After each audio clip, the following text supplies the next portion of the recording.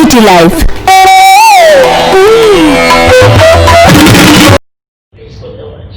এবং সেগুলি procedure maintain করে আর এখন থেকে যারাই পিটিশন করবে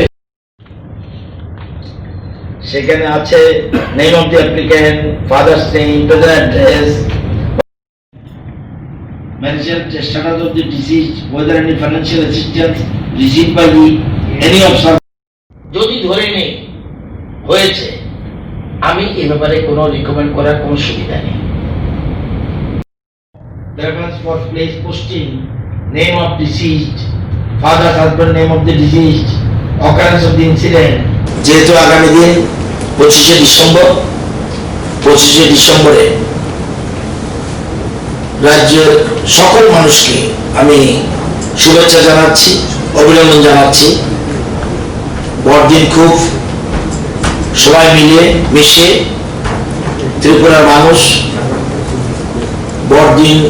বড়দিনকে এই দিনটিকে যথাযথভাবে পালন করবে এবং শান্তি সম্প্রীতি আমাদের মধ্যে যেটা রয়েছে এটা আরো সম্প্রীতি বৃদ্ধি পাবে এই বড়দিনে। এটা আমার শুভেচ্ছা রইল।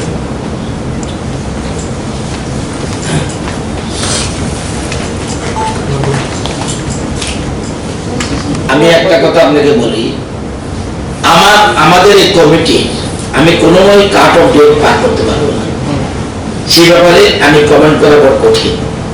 আমাকে দায়িত্ব দেওয়া হয়েছে within this period political violence যদি হয়ে থাকে আই ক্যান রিকমেন্ড, নতুবা আমি কিছু রিকমেন্ড করতে পারবো না। সেখানে আমি একা বললে হবে না, ল সেক্রেটারি থাকবে, পুলিশের কর্তারা থাকবে এবং রেভিনিউ ডিপার্টমেন্টের লোক থাকবে, আইসি দপ্তরের সেক্রেটারি থাকবে, আইসি দপ্তরের ডাইরেক্টর থাকবে, তারা আলোচনা করে সিদ্ধান্ত। সুতরাং পরবর্তী সময় পলিটিক্যাল মার্ডার যদি হয়েও থাকে, আমি জানি না, যদি হয়েও থাকে আমি এই মুহূর্তে বলতে পারছি না পলিটিক্যাল মার্ডার হয়েছে কিনা, কিন্তু হয়েও থাকলে যদি ধরে নেই হয়েছে, আমি এই ব্যাপারে কোনো রিকমেন্ড করার কোনো সুবিধা নেই।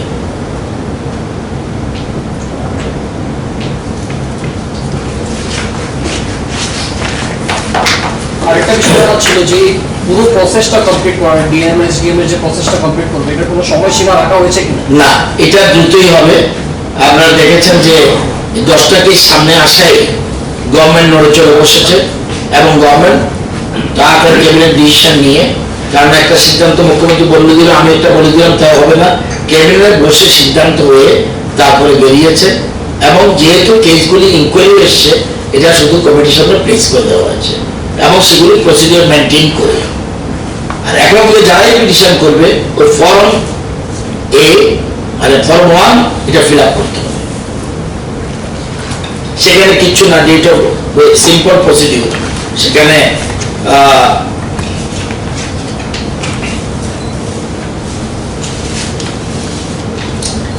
সেখানে আছে name of the applicant, father's name, present address, permanent address, indicate the address for correspondence, date of birth, nationality of the applicant, education qualification, material status of the applicant, whether it's CST, preference for job, preference for place posting, name of deceased, father's husband, name of the deceased, occurrence of the incident, police station case number, এগুলি সব mention করে যা form করে, এটা কিছু না সবখানে থাকবে।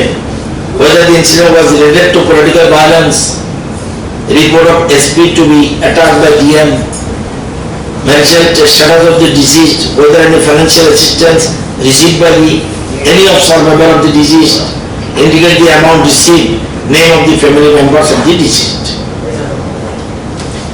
and please write below the এগুলি সব রিলেশনশিপ কি সেটা। তো এই জিনিসগুলি, এটা একটা গুরুত্বপূর্ণ সিদ্ধান্ত সরকারের। সেই জন্য সবাই যার যার সময় যে কোনো সময় পলিটিক্যাল মার্ডার হয়ে থাকুক, সিপিএম অন্য গভর্নমেন্টের সহ যদি দেখা যায় কোনো সিপিএম কর্মী মারা গেছে, তাদেরও বিচার হবে কংগ্রেসের সভায় যদি কোনো সিপিএম কর্মী মারা গেছে সেটা বিচার হবে, সিপিএম এর পিরিয়ডেও যারা পলিটিক্যাল ভায়োলেন্সে মারা গেছে তাদেরও যথাযথ তাদের মূল্যায়ন, যদিও লোকটাকে তো আমরা ফিরে দিতে পারবো না, তাদের পরিবারে একটা দায়িত্ব, যদিও এ রাজ্যে কখনো বিজেপি গভর্নমেন্ট ছিল না, কিন্তু তবুও জনগণের গভর্নমেন্ট ছিল। It is the duty of the present government সবের বিষয় চিন্তা ভাবনা করা, এই জন্য সরকার এই ধরনের চিন্তা গ্রহণ করেছে।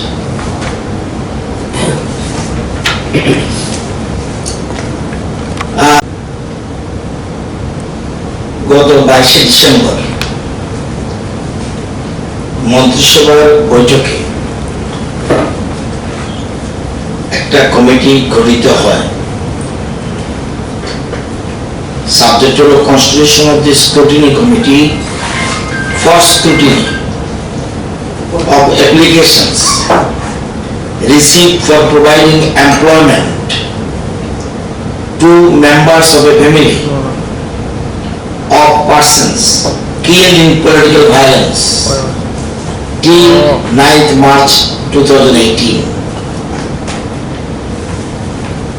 এবং the Governor of the Tripura is pleased to notify a fresh scrutiny committee its supersessions of all previous notifications memo in this regards for scrutiny of applications received for providing employment to members of family of persons killed in political violence till 9th March 2018.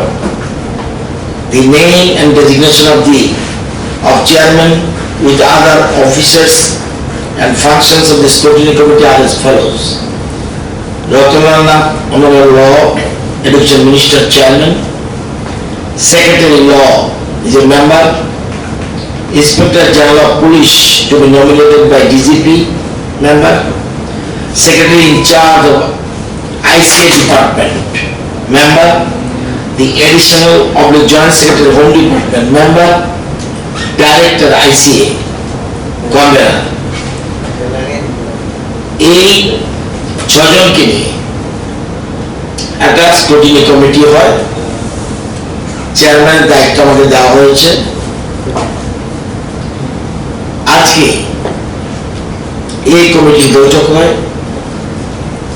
এই বৈঠকে committee আরো স্বচ্ছতার জন্য special invitee special secretary রেভিনিউকে special invitee হিসেবে রাখা হয়। এই কমিটির প্রয়োজন বোধে কোন ডিপার্টমেন্ট যদি মনে করে কাউকে স্পেশাল ইনভাইটি করতে পারে, সে করতে পারবে। ঘটনাটা আমাদের রাজ্যে বিভিন্ন সময় আমাদের রাজ্য সৃষ্টি হওয়ার পর বিভিন্ন সময় দেখা গেছে যে রাজনৈতিক সংঘর্ষে বহু রাজনৈতিক মামলা রাজনৈতিক খুন হয়েছে। অনেক সময় কেউ সাহায্য পেয়েছে, অনেক সময় কেউ সাহায্য পায়নি, অনেকে সে বেনিফিট পায়নি। Under the leadership of Biplab Kumar Deb, উনি মুখ্যমন্ত্রীর দায়িত্ব গ্রহণ করার পর যে সরকার যে সময় থাকুক না কেন, 9th মার্চের আগে যে সময় যে সরকার থাকুক, সে জোট সরকার হোক, সে আগের সরকার হোক, যে নিপেন বাবুর নেতৃত্বে হোক, সুধীর বাবু সম্রাট বাবুর নেতৃত্বে হোক, বা পরবর্তী মানিক সরকারের নেতৃত্বে হোক, দশরথ বাবুর নেতৃত্বে হোক, যত সরকার ছিল সেই সময় যদি কোন রাজনৈতিক সংঘর্ষে বা রাজনৈতিক পলিটিক্যাল ভায়োলেন্সে যদি কারো মৃত্যু হয়, তাদের পরিবারে সরকারি চাকরির দাবি উঠেছে। রাজ্য সরকারের কাছে আমরা যখন গঠন করলাম সরকার, বিভিন্ন জায়গা থেকে বিভিন্ন পিটিশন পড়া শুরু করলো। তখন আমরা কোনো সিদ্ধান্ত গ্রহণ করিনি। পিটিশন পড়ার পর এইসব যারা রাজনৈতিক সন্ত্রাসে খুন হয়েছে তাদের পরিবারের কথা চিন্তা করে আমাদের রাজ্য সরকার যখন দরখাস্তগুলি পড়েছে, এই দরখাস্তগুলি পুলিশের কাছে এবং এসডিএম ডিএম কে দিয়ে জেনারেল অ্যাডমিনিস্ট্রেশনের ইনকোয়ারি করে আনে এবং এসপির মাধ্যমে পুলিশ ইনকোয়ারি করে এনে এগুলি 10টা কেস সামনে আসায় এই 10টা কেসকে সামনে রেখে 22/12/2020 মন্ত্রিসভার বৈঠকে সিদ্ধান্ত হয় না, এদের পরিবারকে যদি পরিবারে কোনো যোগ্য ব্যক্তি থেকে থাকে এবং এলিজিবল যদি হয়, যদি তার পরিবারে কোনো রকম আর কেউ চাকরি না থাকে সরকারি, সেই ক্ষেত্রে তাদের পরিবারকে চাকরি দেওয়ার জন্য ক্যাবিনেট সিদ্ধান্ত গ্রহণ করে এবং 22 তারিখের পরে 23 ডিসেম্বর রাজ্য সরকার থেকে আইসিটি দপ্তর থেকে একটা বিজ্ঞপ্তি জারি করা হয় আমাকে চেয়ারম্যান করে, বাকি যে মেম্বার বললাম তাদেরকে নিয়ে। আজকে এই কমিটির প্রথম বৈঠক হয়। আমার সামনে 10টা কেস ছিল, সেগুলি পুলিশ ডিপার্টমেন্ট থেকে ইনকোয়ারি হয়ে এসে এবং সিভিল অ্যাডমিনিস্ট্রেশন থেকে এসডিএম জিএম হয়ে এসে ইনকোয়ারি ডিসি লেভেল পর্যন্ত সবকিছু হয়ে এসে রিপোর্টগুলি গভর্নমেন্টের কাছে ছিল। এই গভর্নমেন্টের যে জিনিসগুলি ছিল ইনকোয়ারি করার পরে আজকে মিটিংয়ে প্লেস করা হয়। এই প্লেসের প্রথম মিটিংয়ে আমরা 10টা কেসের মধ্যে 7টা কেসকে রিকমেন্ড করি যে তাদেরকে yes they are fit for the employment এবং পলিটিক্যাল ভায়োলেন্সের কারণে তারা পেতে পারে। 3টা কেস আমরা পাইনি। একটা শ্রীমতী অয়নিকা ভট্টাচার্য, যেখানে পাল ওয়াইফ অফ লেট বিশ্বজিৎ পাল, মিলন চক্র, আদর্শ পল্লী ওয়েস্ট ত্রিপুরা। এটা জেনুইন হলো this is a case of political violence হলেও যেহেতু আমাদের কাট অফ ডেট আমাদের বলা হয়েছে 9 মার্চ 24/6/2018, সুতরাং আমাদের কিছু করার নেই। কমিটির বাইন্ড আউট করে দেওয়া হচ্ছে 9 মার্চের মধ্যে যত অতীতে সবগুলি কেস আসবে। আমরা 3টা কেস পাইনি, বাকিগুলিকে রিকমেন্ড করেছি এবং রিকমেন্ড করেছি। মারা গিয়েছিল বিলাল সরকার 23/2017 মারা গিয়েছিল। তার পরিবারকে রিকমেন্ড করেছে, তাদের পরিবারে উপযুক্ত লোক রয়েছে, আর্নিং মেম্বার নেই। যে মারা গেছে সে আর্নিং মেম্বার, তার কেসকে আমরা রিকমেন্ড করেছি। আমরা রিকমেন্ড করেছি ডিসি গৌরহরি মলসুম, এটা আমরা রিকমেন্ড করেছি। আমরা রিকমেন্ড করেছি অমূল্য মালাকার, যার বাড়ি হলো রাজনগর পিয়ার বাড়ি। আমরা চাঙ্গম ত্রিপুরা কেস রিকমেন্ড করেছি, বাড়ি হলো দলপতি গন্ডাছড়া। আমরা টুনু শুক্লবৈদ্য আমরা রিকমেন্ড করেছি, তার বাড়ি উনকোটি। আমরা রিকমেন্ড করেছি সুনীল চন্দ্র দেব, বাড়ি হল নর্থ ত্রিপুরা কাঞ্চনপুর। আমরা রিকমেন্ড করেছি নিশিকান্ত চাকমা, আমরা রিকমেন্ড করেছি।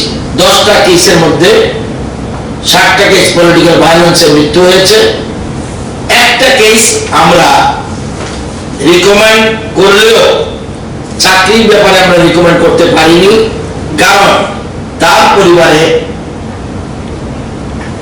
UR category, class 5 reading, class 5-এ পড়লে আমরা কারণ রিকমেন্ড করতে পারি না, এবং তার 37 বছর ওইসব ঠিক আছে।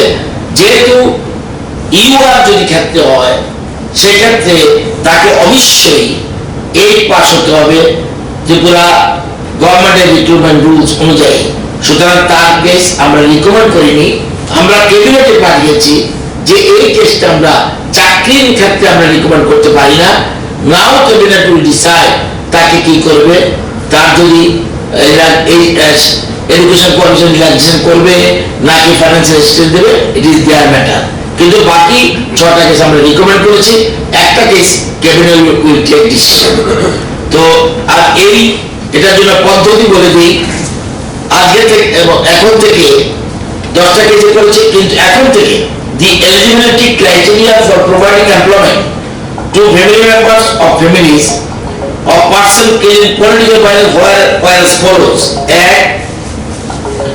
Employment will be provided one of the family of the victim. 2. Employment will be provided subject to eligibility as per recruitment rules. 3. There should be no other earning member in the family.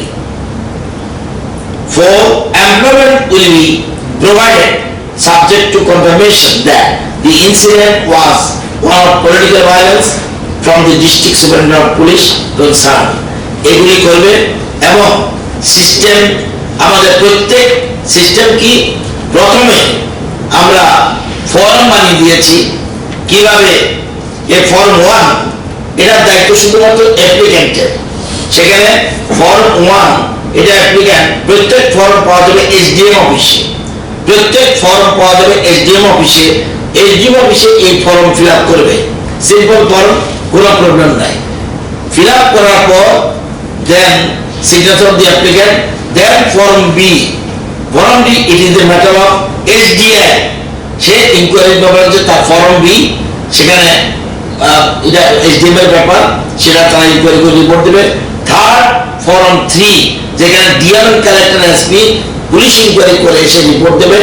এই report পাওয়ার পরে আমাদের এই কমিটির কাছে place হবে, police committee সেটা recommend করবে weather eligible or not. এরপরে এটা আমরা ক্যাবিনেটে পাঠাবো ফর এমপ্লয়মেন্ট। এই সিদ্ধান্ত আমরা নিয়েছি, এবং আমরা যেহেতু আমরা বলি, আমরা সবসময় বলি যে আমাদের একটা রিপোর্ট পান এই সংস্থা থেকে, IIHMR Indian institute of health management research, তারা ত্রিপুরাতে স্যাম্পল সার্ভে করেছে, not fully survey, sample survey করেছে। সেই সার্ভে রিপোর্ট মধ্যে কিছু জিনিস রাজ্য সরকারের ক্ষেত্রে এটা অত্যন্ত ভালো দিক, কিছু কিছু ক্ষেত্রে আমাদের আরো বেশি সচেতন হতে হবে। যেমন sex ratio of the total population, females per 1000, 1011, একমাত্র কেরালা ছিল। Now we are the position, কেরালাতে এখন কি আমি জানি না, কিন্তু 11 সেন্সাসে 2011 সেন্সাসে কেরালা 1084 ছিল।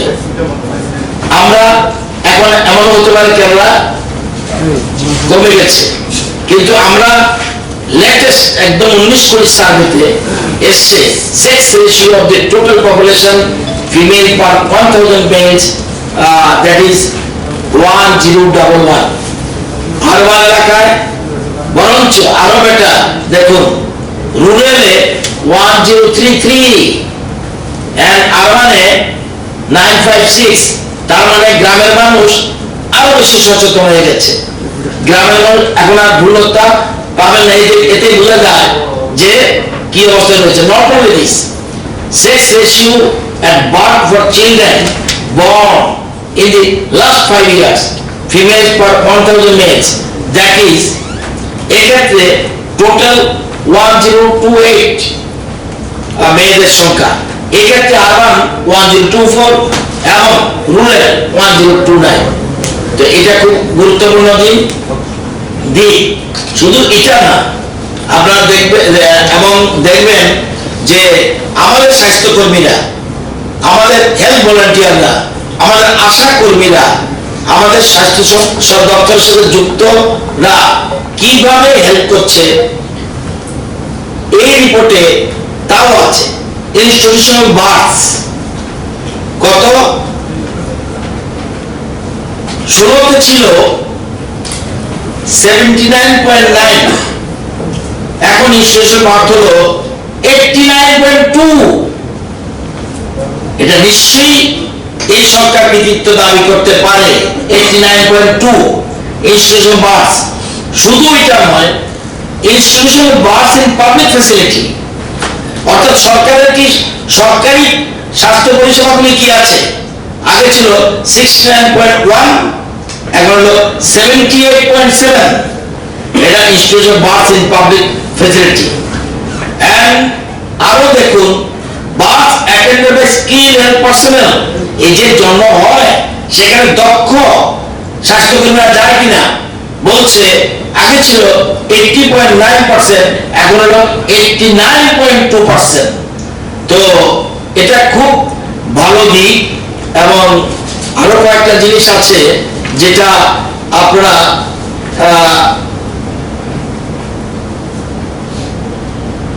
বধূ নির্যাতন মোস্ট ইম্পর্টেন্ট। আমরা কে কি বললাম, বিজেপি কি বললো, কংগ্রেস কি বললো, সিপিএম কি বললো, আইএফটি আইএমপি কি বললো, it is not the matter. যেটাকে আমরা করোনা কোভিড-19 এর ক্ষেত্রে আমরা গুরুত্ব দেন, এই যে Indian institute of health management research, আমার কথা নয়, এই রিপোর্টের পাতা দেখবেন ত্রিপুরা সম্বন্ধে কি লেখা আছে। বলছে 125 gender based violence age 18 to 49 years, বলছে ever married women age 18 to 49 years who have ever experienced spousal violence, আগে ছিল 28.1 ষোলোতে বামেদের সময়, এখন কত 20.7, মানে 8% কমে গেছে। বধূ নির্যাতন এ রাজ্যে 8% বলছে, আমি বলছি না, ওই আইআইএইচআর বলছে। শুধু এটা নয়, এবার দেখুন এবার married women age 18 to 19, 49 years who have experienced physical violence during any pregnancy, গর্ভবতী মহিলা যখন হয় তখন তাদের অভিজ্ঞতা কি ফিজিক্যাল টর্চারের। বাবেলের সময় 2.3, আমাদের সময় কমে এসে 2.1।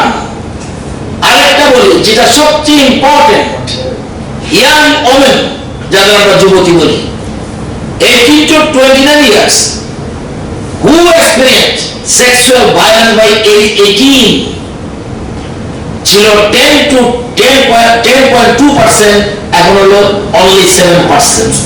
সুতরাং কে বলল গৃহবধূ নির্যাতন, কে বলল যে নারী নির্যাতন, কে বলল কিডন্যাপিং, কি বলল রেপিং, এই কথা প্রমাণ করে না। এটা তো পরিষ্কার বলছে Tripura this is the situation.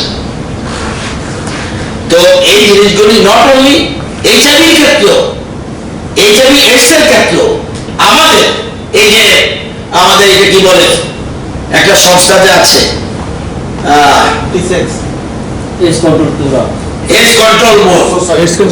Control society, ভালো কাজ করছে বলে কি দেখুন কি বলছে, women who know that consistent condom use can reduce the chance of getting HIV/AIDS।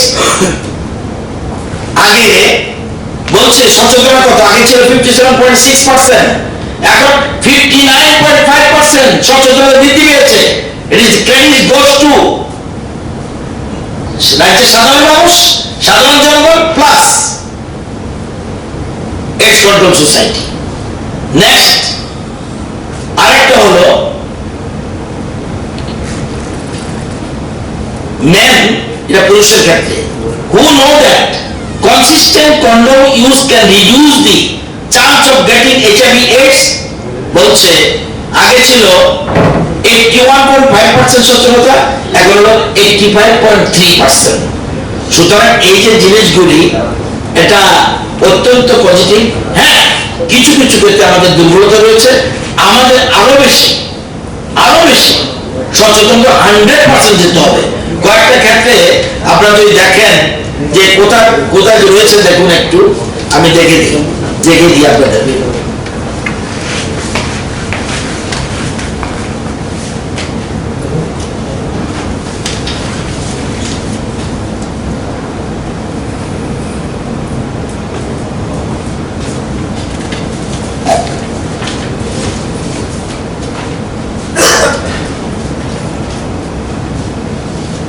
দেখুন রাজ্যে যে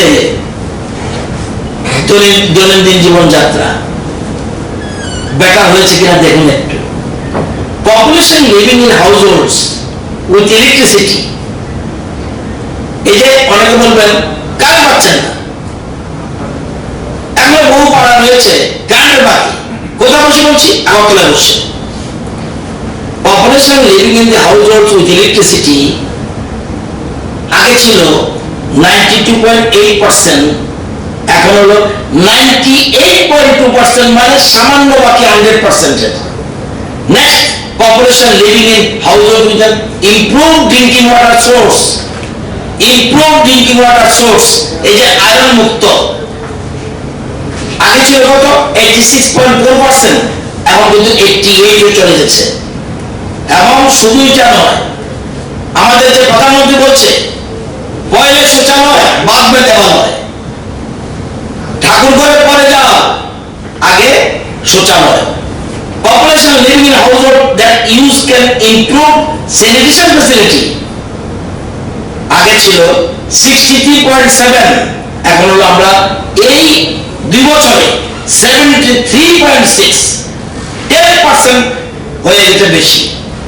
এবং নট অনলি দিস, দেখুন আমাদের রাজ্যে মেয়েরা হাউসহোল্ড ইউজিং আয়োডাইজ সল্ট, দেখেন কি আগে ছিল 99.1, এখন 99.5, সামান্য 100%-এর বাকি।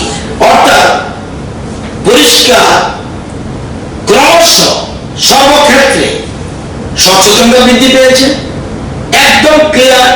এবং স্বাস্থ্যকর্মী, আশাকর্মী বা হেলথ ওয়ার্কার্স বা সাধারণ মানুষ অনেক বেশি সচেতন হচ্ছে।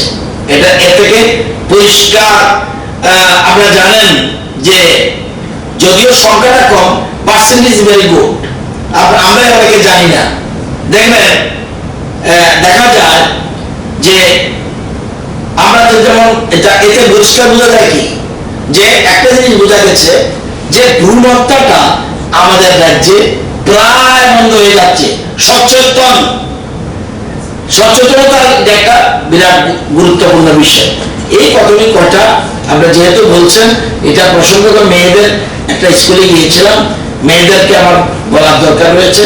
তারা যথেষ্ট আমাদের যেমন জানেন যে আমাদের উইকলি পরীক্ষা চলছে এবং প্রত্যেক বুধবার পরীক্ষা হবে, যেহেতু আমাদের মাঝখানে বিরাট টাইম। ওরাও বুঝে, মেয়েরা মাত্র ক্লাস 9-10-এর মেয়ে, সেদিনের মেয়ে, কিন্তু সে বুঝে গেছে আমার জীবন থেকে 8-9 মাস চলে গেছে, আমাকে 3 মাস দাঁড়িয়ে যেতে হবে। এবং গতকাল বুধবার ছিল, উইকলি পরীক্ষা ছিল, 95.05% প্রেজেন্ট। এবং বছর বাঁচাও আমরা দেখলে আশ্চর্য হবেন, 18 জন পরীক্ষা দিয়েছে বছর বাঁচাও থেকে। একটা বছর তার নতুবা এই 18 জন কিন্তু পরের বছর পরীক্ষা দিতে হতো। তুলসীবতী ক্লাস মাধ্যমিকে বছর বাঁচার জন্য 2 মাসের মধ্যে পরীক্ষা দিয়ে দিয়েছে, 18 জন পাস করেছে 14 জন। তাহলে 14 জন কিন্তু তার 1 বছর অপেক্ষা করতে হবে না। এবং 16 জন পরীক্ষা দিয়েছে 12 বছর বাঁচাও, পাস করেছে উচ্চ মাধ্যমিক পরীক্ষায় 13 জন। মানে এই যে জিনিস, অর্থাৎ শিক্ষা ক্ষেত্রে নতুন এবং পরশুদিন 29 তারিখে একটা মিটিং করবো আমরা। সেই মিটিংয়ে আরো বহুত রিফর্মস আমরা এডুকেশন আনছি। আমরা চাই আমাদেরকে ফলো করো, আমরা কাউকে ফলো করতে চাই না। কারণ যদি ভালো থাকে নিশ্চয়ই ফলো করবো, কিন্তু আমরা কেন পিছিয়ে থাকবো? সেই জন্য আমরা 28 তারিখ থেকে 9, এবং আমরা জানি যে করোনা পৃথিবীর অন্যান্য দেশে করোনা আরেকটা নতুন আকারে খুব আমাদের রাজ্য সরকার যথেষ্ট সতর্ক রয়েছে। কালকে সাংবাদিক বন্ধুদের মধ্যে কেউ কেউ আমাদের বলেছে, অ্যাডভাইস করেছে যে আমরা যেন এই ব্যাপারে আমরা কিছু স্টেপ নিয়েছি, কিন্তু আরো কিছু স্টেপ আমরা নিতে যাচ্ছি, এতে যাতে আমাদের রাজ্যে কোনো রকম আঘাত না হয় আগের থেকে আমরা তৈরি থাকার জন্য আমরা প্রস্তুত আছি। এর মধ্যেই আমরা এয়ারপোর্টে কেন্দ্রীয় সরকার বলছে এয়ারপোর্টগুলিতে বিদেশের যারা আসে তাদেরকে 22 তারিখ মোস্ট প্রবলি 22 তারিখের আগে যারা এসছে সেখানে যেন তাদেরকে লক্ষ্য রাখা হয়। আমরা ইন এডিশন আমরা ওই যে চেকপোস্টও আমরা সেটা ব্যবস্থা করেছি, এবং আরো অর্থাৎ আগাম ওটা আসলে ওটার জন্য কি প্রিপারেশন নিতে হবে সেই যন্ত্রপাতি কেনা আমরা শুরু করছি। কিন্তু এর মধ্যে লড়াই করতে থাকতে হবে, এবং আগামী একটা বছর যেন একটা ছেলের জীবন থেকে মেয়ের জীবন থেকে না চলে যায়, সেই জন্য আমরা এগুলো গুরুত্বপূর্ণ। কিন্তু 8 থেকে 1 এক্ষেত্রে আমরা কোনো সিদ্ধান্ত আপাতত নিচ্ছি না। 28 তারিখ আমাদের রিভিউ কমিটির মিটিং আছে, সেই মিটিং আমরা ঠিক করব। আরেকটা কথা জানিয়ে রাখি, আমরা কলেজের হোস্টেলও 28 তারিখে খুলে দিচ্ছি, hostel but with the consent of the গার্জিয়ানের কনসেন্ট নিয়েই হোস্টেলগুলিতে করব। স্কুলের হোস্টেলের ক্ষেত্রে আমরা কোনো সিদ্ধান্ত নিইনি, কিন্তু সেক্ষেত্রে আমরা রিভিউ কমিটিতে আলোচনা করবো 28 তারিখ, সেই মিটিংয়ের সিদ্ধান্ত যা হবে সেই সিদ্ধান্ত নেব।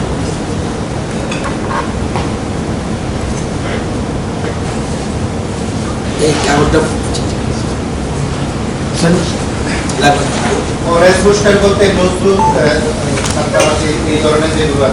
বুঝলাম না। কলেজে হোস্টেল যেখানে যেখানে সব জায়গায় হোস্টেল নাই, কলেজের যেখানে যেখানে হোস্টেল আছে গার্জিয়ানদের প্রচন্ড দাবি, প্রচন্ড, তাদেরও দোষ নেই।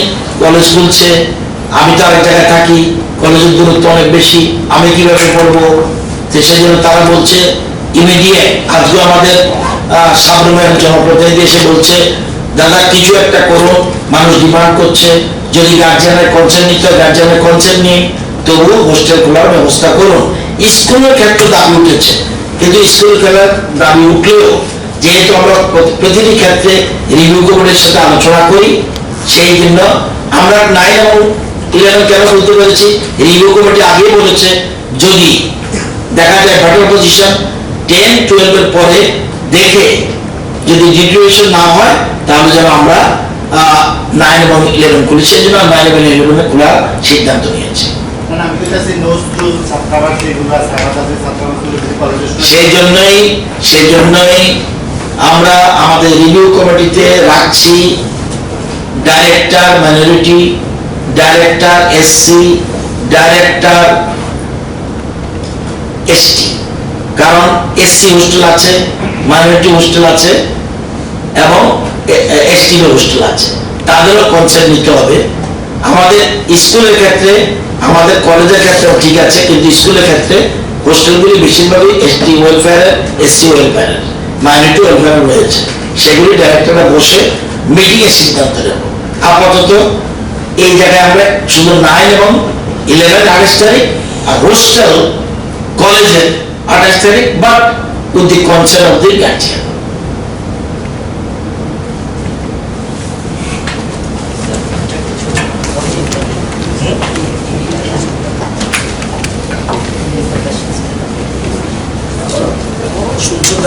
যেরকম করছি একদম